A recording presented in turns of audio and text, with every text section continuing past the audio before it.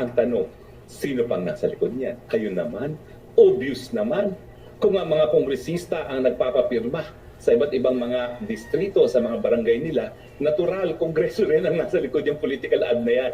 Kaya lang, nagtatago sila kasi nga, paano nila may explain kung saan galing ang mga salapi na ginagamit nila para sa TV ads at salapi pambili ng pirma ng taong bayan.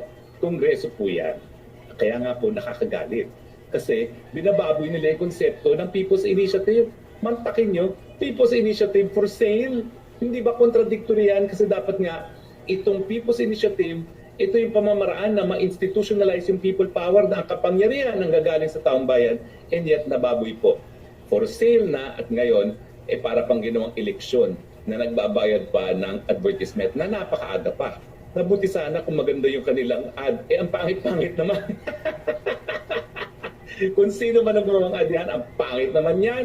Binayaran niyo pa, ang pangit. Hindi mo maintindihan kung anong mensahe.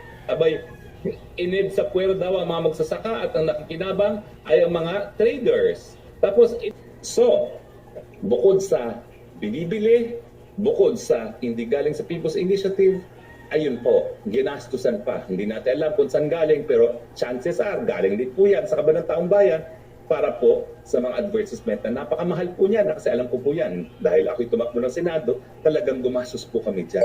Milyon-milyonis po talaga ang halaga niyan, TV ad na yan. Na ang pangit-pangit pa. Mabuti na lang, wala siyang makukumbinse sa kanyang EDSA puwera.